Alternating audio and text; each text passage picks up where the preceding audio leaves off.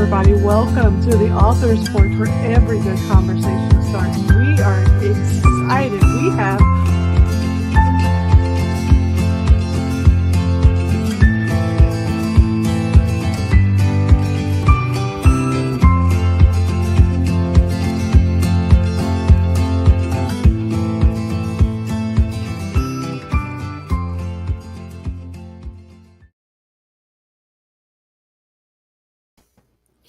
Hey, happy Tuesday, everybody, and welcome to the Author's Porch, where every good conversation starts.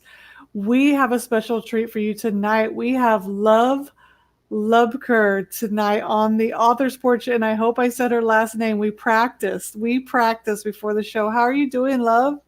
Good. It is so nice to see you, and everybody, look. So Luv is I have been following Luv for a little bit. I've been inside one of her Facebook groups and reading her fantastic book, Under the Spell. Under his spell. Sorry about that. I told you I was going to mess up my words. I warned her ahead of time. So I don't know if she watches the Author's Porch as much as I speak on the Author's Porch, but everybody knows I always mess up my words. I try to rehearse as much, so I do apologize. Under his spell. So let me introduce Luv a little bit more to you guys, because I've had the pleasure of researching and getting to know a little bit more about the author behind this fantastic book. She is an author and a historian of the Victorian era. She started self-teaching herself German and doing all of this research at the age of 15, if you can believe that. I don't know if I had the drive at the age of 15. I think that is super fantastic. And she is going to have 6 books total in this in the Rival Courts series. And let me tell you, in her group, it is extremely detailed about the rival courts and all the royals. And I absolutely love it. And a lot of people don't know what the books are about, but Luv is going to come and tell us what this wonderful series is about and all the different parts of the royal family, because I was telling her a little bit about it earlier. I spent 3 years in England and 3 years in Germany, and I am so fascinated by the royals, and not just the English royals or the German royals, but all royal families, because there was a royal family everywhere at one point in time. And I will show her a picture later, but oh my goodness, I can't believe I told you I was going to forget it. I knew I was going to forget it. What was his name? Here it is. Okay, so my 14th cousin is Robert II, King of Scotland. So I was super excited. So later, after the show, I'm going to pick her brain probably one day. I'm going to go on Facebook and be like, Luv, let's talk, because she is a historian of this Victorian era and the royal families. So Luv, tell us more about your inspiration behind wanting to research and get into this era. I've always been a researcher, but when I was a child, I always read about animals, read about biology, and studied different kinds of animals and stuff. And when I was 12, I had a flock of pet chickens, chickens and guinea fowls. Wow. But I had them get attacked by a couple of dogs. Ooh. And I just stopped wanting to do the animal stuff as much. I didn't do that much anymore, but I found the pandas at San Diego Zoo, and the cub at the time was born on the day that my chickens got attacked by the dogs. Just a weird coincidence. So I did that for a while, and then I was still wanting to do the animals, but wanting to do other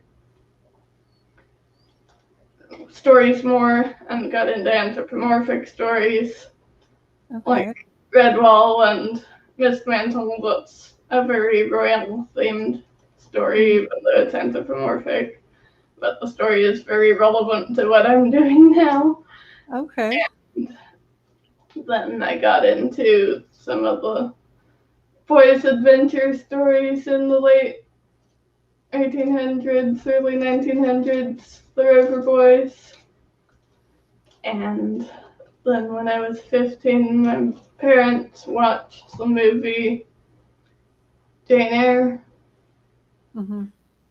and my mom read it aloud, and I just got interested in that and read it a couple times, and then got back into another series that was a series that seemed very out of place in my research. It's the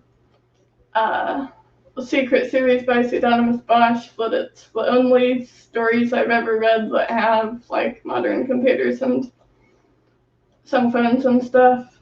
But I'll talk about it more because it comes back into my research later.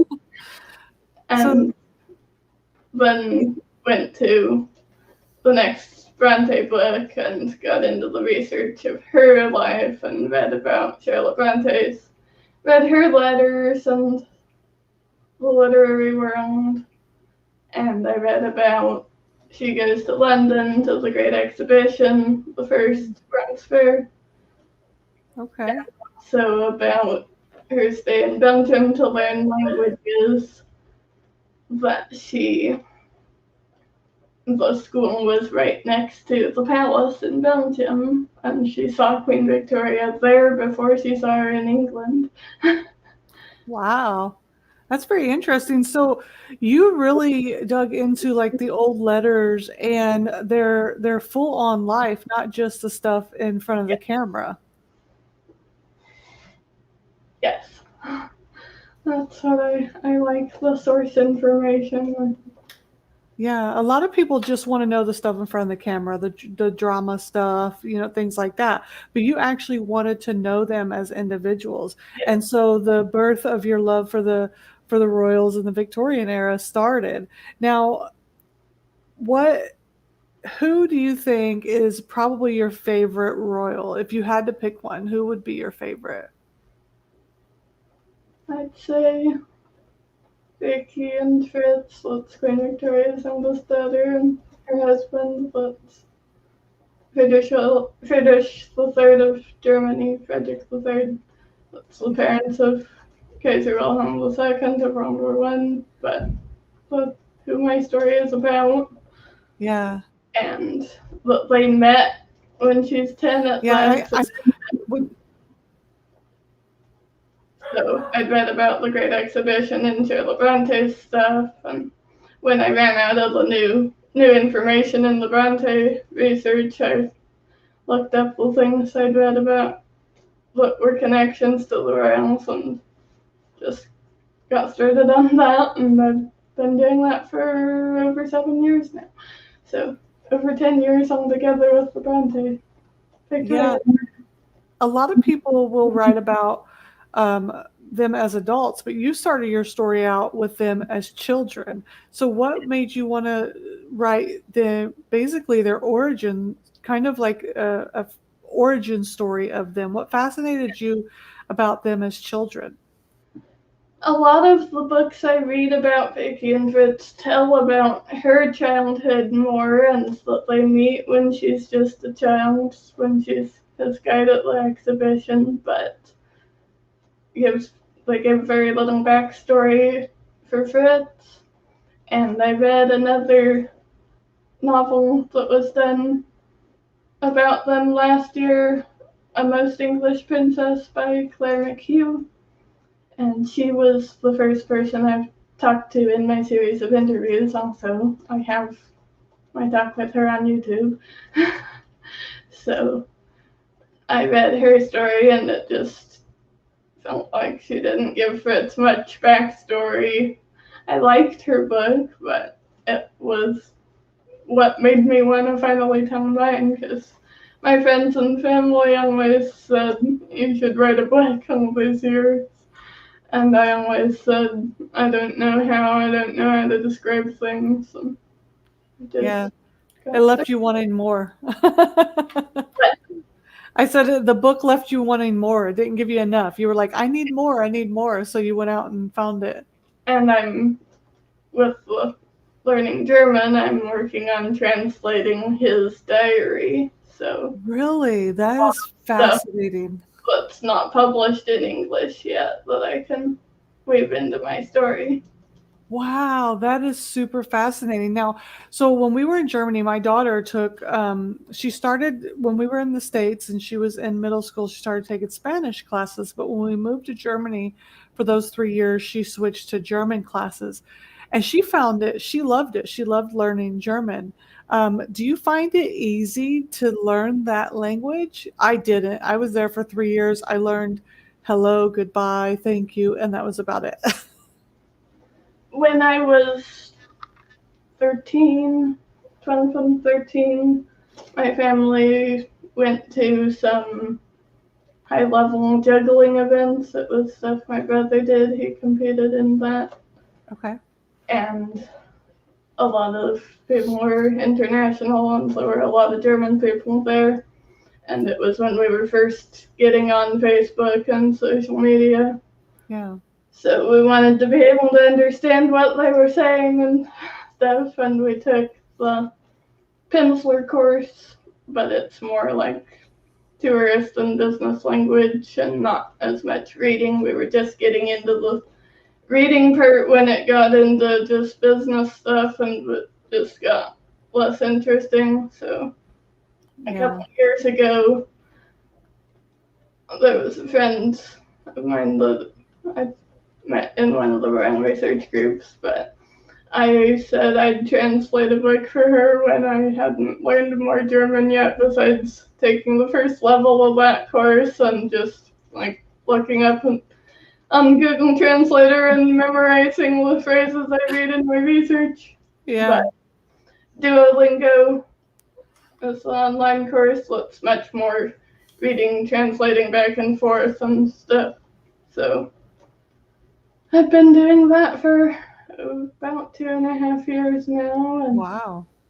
so I can, when I'm typing in stuff from books to translate, there's times when I get to a whole paragraph that I can understand, and I just automatically go into translation and start typing it in English without thinking about it. Wow, that's exciting. Like discovering something that hasn't been discovered yet in the English language. That's fascinating because I would love to do that. Like I've seen some things in other texts and I'm like, I want to know what it says so Yeah. bad, but I've never had the ability to learn another language. I tried to learn in high school. I tried to learn Spanish, couldn't.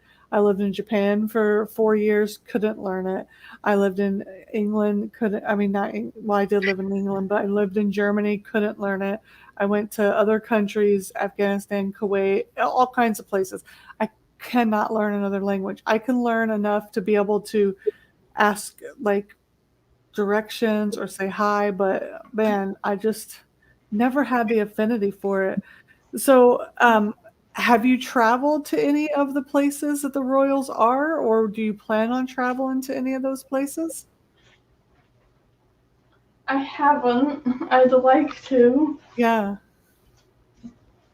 You know, the one thing that I wish I would have done when I was in England, so I met the Queen, Queen Elizabeth, me and my daughter. She was chosen to get the posies with to give the posies to Queen Elizabeth, and that was I was beside myself. And she asked me, she goes, "Are you stationed here at RAF?" And I was like, "Oh yeah, sure." Like I thought, please don't talk to me because I'm gonna screw this up, and I'm frightened of you. Like I was scared to death I was like like the president of the United States, I could say, "Hey, what's up? What's going on?" But the Queen of England, like, please, I'm scared of you. But not like frightened, but like in that much of an awe to speak to her. But one of the things I didn't do was I didn't visit Buckingham Palace or a lot of the places that the royal family went, or a lot of those historical places. So what is one of the places that you would go to that you know off the top of your head if you went overseas to any of the countries? Because I know there's quite a few other countries that you would love to, but I mean, for me, the royals that I am just attached to is the royals and the English royal family, because my 3 years in England, I just connected with the whole country so much. But which country would you go to, and what would you visit? England or Germany. Yeah. But yeah, Windsor. Oh, yeah. Or I'm not sure what's it called. Hotel Schloss Hotel Kronberg, I think is what it's called now. But Friedrichshof, that's Vicky's place she has built later, where she lives after as the Dowager Empress. She Yeah. has her own place built, and it's really pretty, and it's a hotel where you can stay at now, but it's still like decorated with her artwork, and she was amazing artist, landscape artist and stuff. Wow. So I've got the book of Fritz's diary. Is it really? That is super cool. Yeah, and it's old book. The binding cover came off, and it's actually got the embossed pages that you can feel the print. And Really? Is that an original or? I think so. I think it's 1929. Oh my word. So I bought it for like $73. Wow. I found a couple different copies at various prices, and they kept being. I tried to buy it, and it's not really there anymore. But I finally got one a couple years ago almost. So. Yeah. That's super cool. Like I can't wait to like really get involved in your group even more, because the history. So I studied other history within those countries, and when I was in Germany, we went to Amsterdam, and I got that little fly bothering me again. I look like a ninja over here, sorry. But I went to the Anne Frank house because when I was a little girl, I read the Diary of Anne Frank, and it was like my dream to ever go there. So I went to a few castles, but I didn't go to a lot. But just to see the chairs and just the style, I would love to decorate my house in the Victorian style era, the velvet and just the legs of the furniture and all that stuff. Before I started my costume things, I got some portraits of myself on a site called Turn Me Royal, but they have pictures with they're from the different portraits of the royals, but you can get your picture done in the costume Turn Me Royal, and I've got 3 of them with frames that I've been meaning to take a picture of and share in my group, so I need to do that. Yes, please do that. My picture on Facebook is one of those portraits. So the picture we have that we did for the graphic for the show, that's one of those portraits, right? Yeah.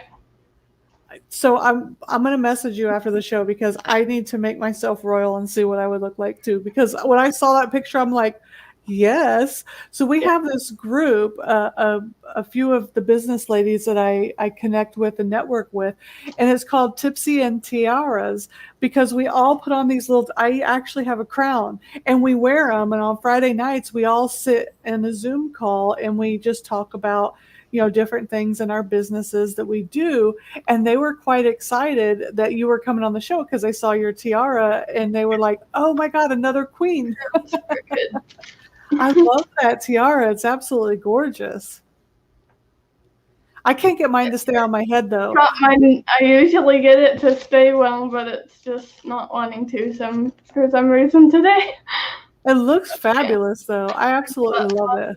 Earrings and necklace, and the pink panel here is something my grandma made and wore at one of my cousin's weddings, and she gave it to me. Wow. And I've got other sets of jewelry and some stuff that's from my grandma's jewelry box that I'm using. So when I think of the Victorian era and I think of the way that women dressed and they put themselves together, they were such a classy it was such a classy era, you know, and like I love jewelry. Everyone knows when I come on a show, I've always got my jewelry and different jewelry stuff on, but I would love to get into that Victorian jewelry and things like that. But I'm getting sidetracked. Okay. So let's get back to your author journey. So Yeah. you finished the first book Yeah. and you're going to be writing 6 books in the series, and that's going to go over different royal families, correct? This one centers around Vicky and Fritz, and I'm planning 2 more series, doing one around Queen Victoria and Prince Albert when they're young, and then one around the Russian family, but all under the Rival Courts Okay. umbrella. So have a Prussian and English and the Russian series. Yeah. And how long did it take you to write the first book? Just 3 months. Okay. Okay.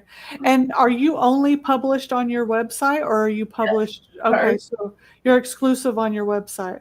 Yeah, and it's just ebook so far. So Okay. that's all I have so far. But yeah, I made my website myself, and Wow. just I love that. I love that because you're owning your own work, and if people want to, they have to come directly to you. So that's great, and your group is fantastic as well.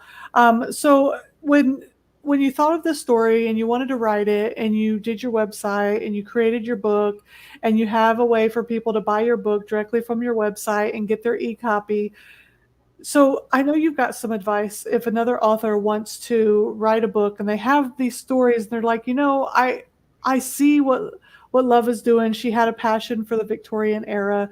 She went all in. She learned the German, you know, she learned the language, she learned the research. She became a historian for the Victoria era and she wrote a book on it. And I have this passion, just something different, but I want to learn how to write a book so I can do the same thing. What would your advice be to them?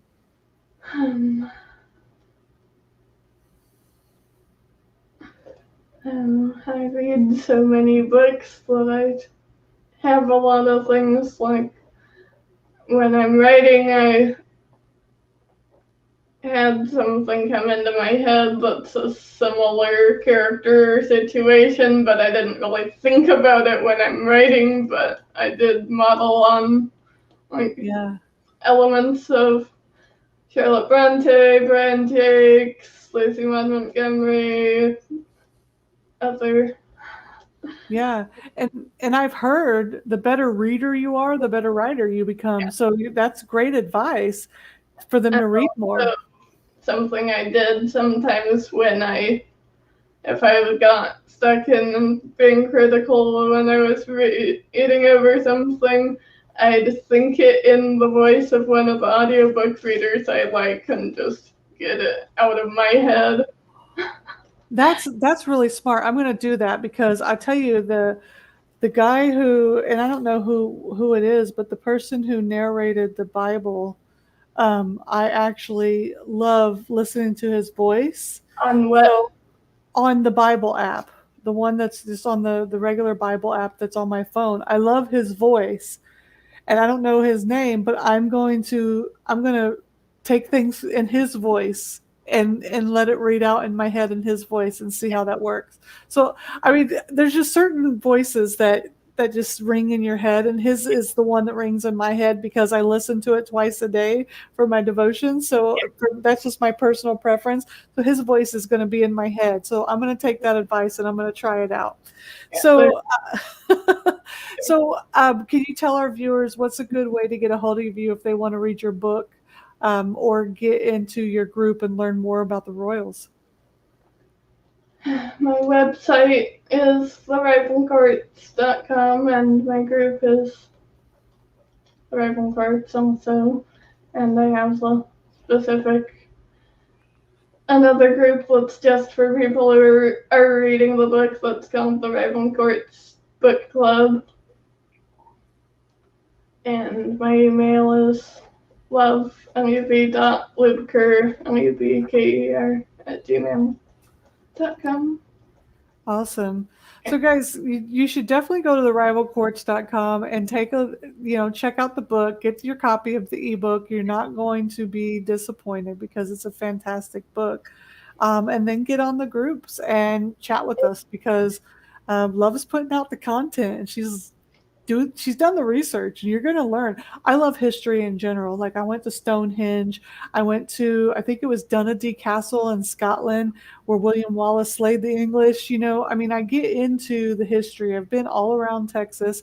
Oh, and Love's another Texas girl too. So that just makes her like 10 times even more awesome in the great country of Texas. so, um, but yeah, so definitely check out the book. But Love, what else do you have for us tonight? I went to a Duolingo event. Oh, The cool. first time doing, but we didn't know what to expect. I went with my dad. Didn't know what to expect at all. But it was at a Texas pioneer firm museum. Wow. It was really fun. And went to two. One was just at a restaurant and play board games in German, but the one was really neat at the Pioneer Farm.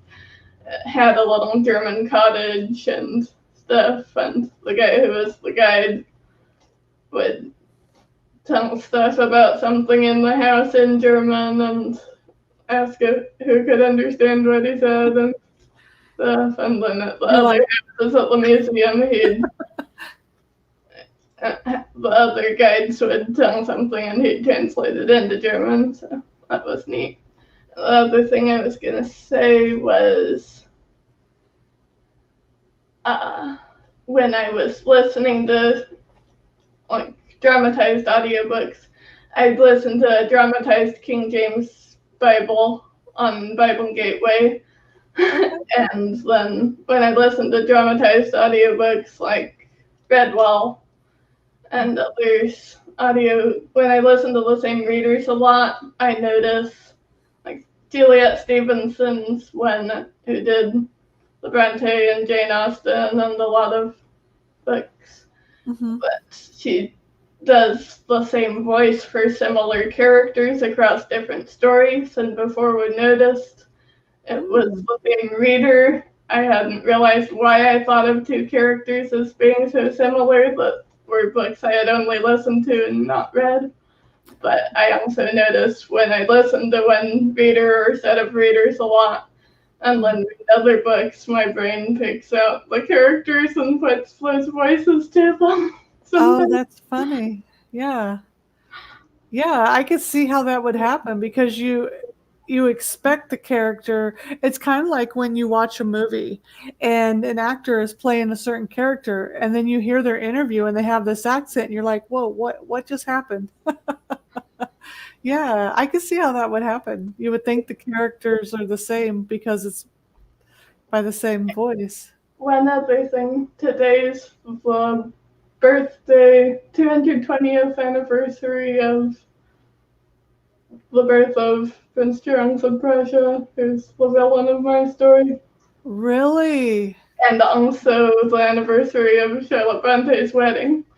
Oh, wow. So today's a very special day. That's super cool. And yesterday was the anniversary of Queen Victoria's coronation, Yes. and when the Archduke Franz Ferdinand is killed, but starts World War One. So Wow. it was on the And you just know that off the top of your head, huh? Like, wow, that's super cool. Like, I respect people that understand history and that know history and they basically live history because history is the things that happened before, but it's so much more than things that happened before. It teaches us so much about our lives and where we're going in the future.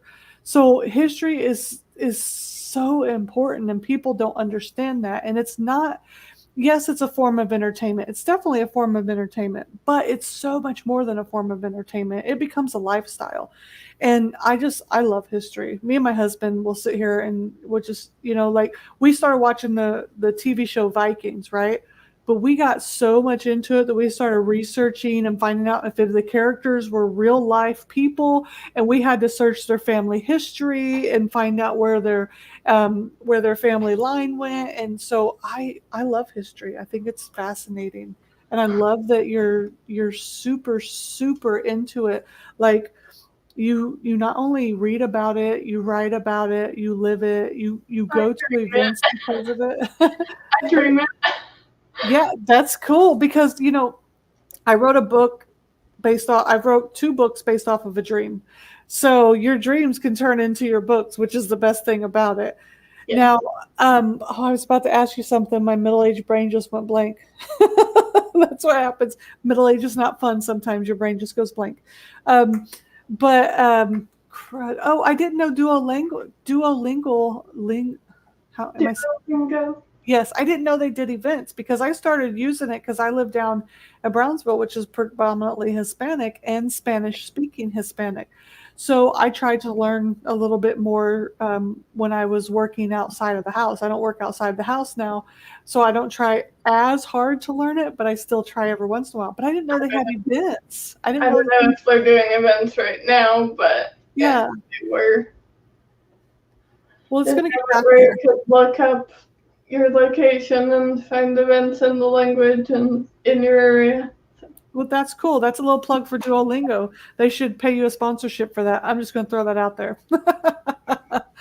Awesome. Well, do you have any parting words? Oh, you know what? Before that, your support network. I always say this at the end of every show. We, as authors and creators, we don't get anywhere without our support network. And I think it's important to give them a shout out. Like, who is your support network through all of this, through your author journey and your creative journey? Who has been there, just your champion, and just telling you can do this and believing in you?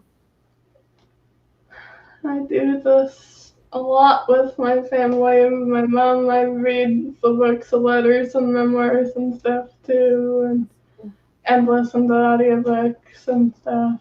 Like when we're in the kitchen on the days she makes food, I would read to her, and on the days I make food, we listen. Stuff like that. And just, yeah, all my family and a few friends that are readers, and I've made a few more friends in the royal research groups I'm in on Facebook. So That's cool. I love when people have support networks because that's the only way that we get further.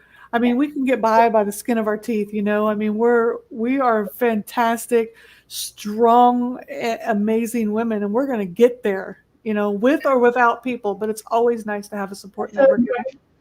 Huh? I said my friends and family always said you need to write a book for several years, and I always said I don't know how, or I don't describe things. So. Yeah. I'm so glad they're there for you, encouraging you, because if not, who knows if you would have went as far as to write 6 books, going to be writing 6 books. Maybe you would have stopped at 1. So I'm glad that they're there. I had stuff about that in the dedication and thank you at the beginning of my book. So that's awesome. So before we end the show tonight, Love, do you have any last parting words for the audience or for anybody, or just to let people know about what's coming up? I am working on book 2. I wrote 10 days in a row a couple weeks ago for the first time since I finished my first book in February. So getting going on book 2. That's exciting. Awesome. Well, I just want to thank you so much for being here. It has been a delight, and I enjoyed conversating with you, and I'm going to enjoy being a part of your book club because I am reading your book. I haven't finished it, but I started reading it earlier in the week, and I'm going to chime in and learn so much more about the royals. I can't wait for book number 2 to come out. I haven't even finished reading book number 1, and I'm already ready for book number 2 to come out because I'm a history buff as well. I probably will never know as much as you because you have this amazing mind that can learn it a lot faster than I can. But thank you so much for being here tonight. I look forward to the amazing things that you're going to write. Guys, please go over to the Royal Courts. I told you, see, look at me. I'm messing up everything. TheRivalCourts.com. Thank you. RivalCourts.com. Check out Love's book. Also go over to Facebook.com, Rival Courts, for her group, and also reach out so that you can be a part of her group. Once you get the book, then you can go and be a part of the book club, and you can chime in and learn more about the royals. We'll be back here on Thursday night for the Bombshell book review. It is our first reading of Tracy Bannister's book, Straight from the Heart. You don't want to miss it. You want to come over. You want to see what me and Nicole are going to get up to. So we're going to head out for tonight. Love, thank you so much. And this will not be our last time. I'll be seeing you over on your group, learning more about the royals. See you later. Bye-bye.